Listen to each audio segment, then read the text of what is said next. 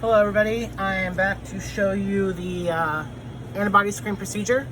So this procedure is going to start on page 25 in your packet. It's going to be under the type and screen procedure. So I already showed you the type, so we won't go over that again. We'll just do the screen this time. Again, apologize for any background noises. I am in a working lab. They have patients they're working on. They're doing important work over there, so I'm apologizing for the noise, but you know, this is how the lab is. So you turn to page 25, you're going to have your procedure, and you're going to show you how to lay out your tubes for type and screen. We're just going to be doing the screen procedure in tube right now. If you look at page 30, this is where you will record your complete patient workup. You'll be doing on day 2 of student lab, you'll be doing a complete patient workup from start to finish. We'll go ahead and use this to record this screen we're doing now. So the first step is going to be to get out your tubes. Now you can use a 2 or a 3 cell screen. In this case, we're going to be using a 3 cell screen. So we have screen cell 1, screen cell 2, and screen cell 3. Okay. So we already have our plasma and our RBCs, 5 to 7% that we got from our patient Z-test Ladybug. So let's go ahead and label our tubes. So we want to label with the patient's initials, so ZL. And you want to label with 1, 2, and 3. So we'll screen cell 1, S1, screen cell 2, S2, and screen cell 3, S3. So let's put these tubes here. Next, we're going to go ahead and label our worksheet here so we can record our results. So patient name is Z-test Ladybug.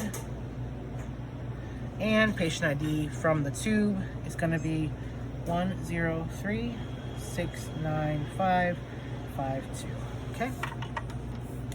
So first we're going to add our patient plasma to these tubes. You're going to want to add 2 drops of patient plasma to each tube. Remember, when we're doing these, we want to add the plasma or the antigen antisera first, so you can see what's in the tube. Once you add the red cells, it's a little hard to see what's in the tube. So we have our patient plasma here.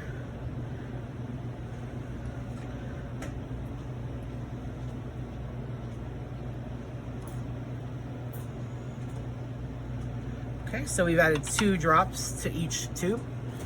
Then we're going to go in with our cells. Remember how we did our A1 and B cells or check cells?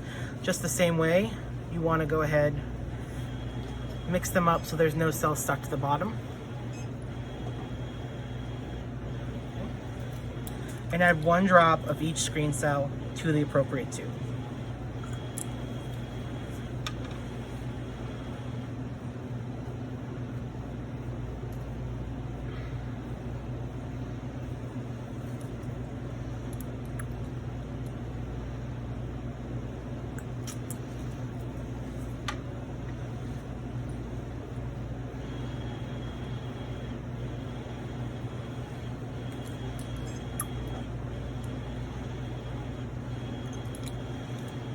Okay, and then we're going to take these and we're going to spin them for 15 to 20 seconds, and that's going to be our IS phase on our antibody screen.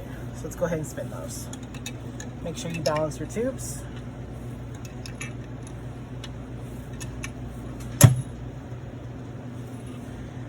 We're going to repeat and put our ID number down here so we know we have patient information and our patient name.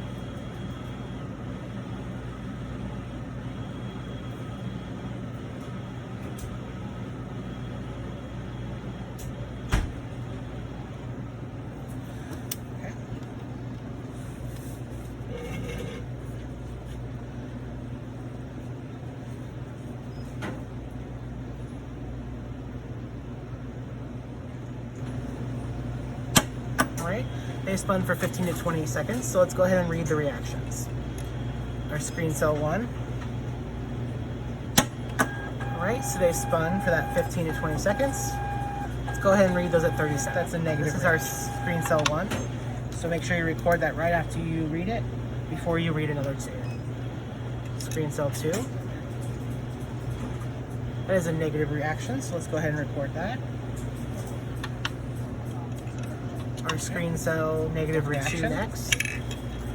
And screen cell 3.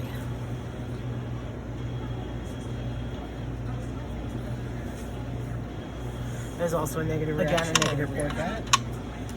And then our screen cell 3. Let's go ahead and read that. All right, now these need to be incubated at 37, but first we're going to add our reagent, our list reagent.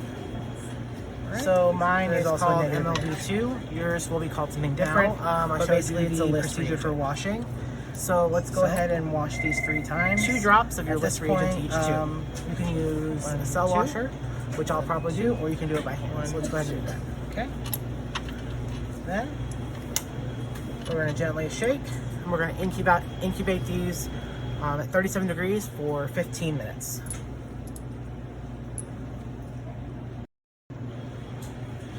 So these tubes have been incubated at 37 degrees for 15 minutes. So what we're going to do is we're going to spin them to read them at our 37 degree phase. We're going to spin them for 15 to 20 seconds.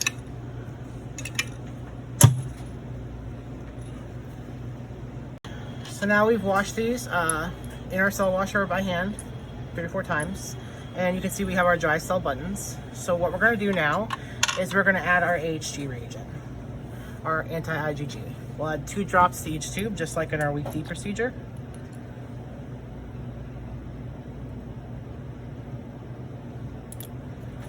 Okay. And then you're going to shake to suspend.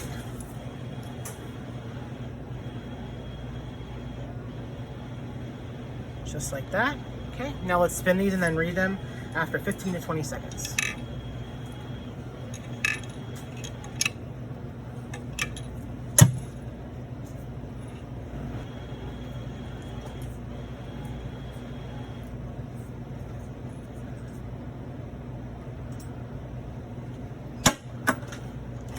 Okay, now our 1, 2, and 3 screen cells have spun for 15 to 20 seconds with their AHG reagent. Let's go ahead and read those. We'll start with screen cell 1.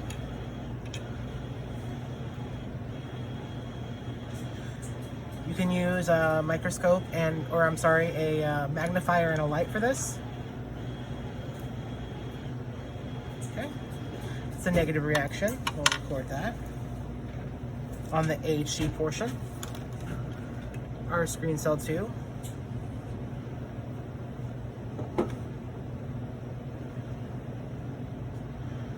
Also a negative reaction.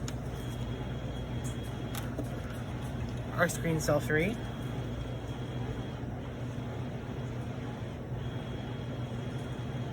Negative reaction.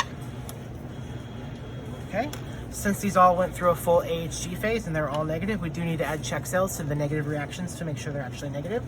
So again, we'll use our IgG sensitized red cells. We're going to add those to all 3 since all 3 were negative.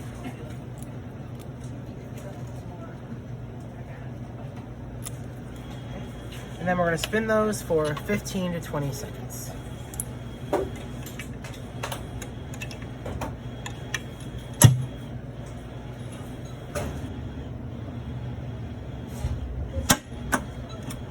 Okay, we'll read those check cell reactions.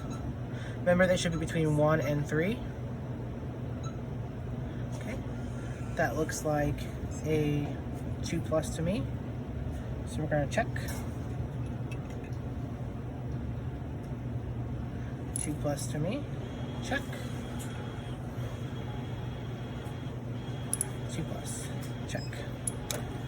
All right, so then we have our interpretation. We did the complete AHG, our check cells work, so our interpretation is going to be neg.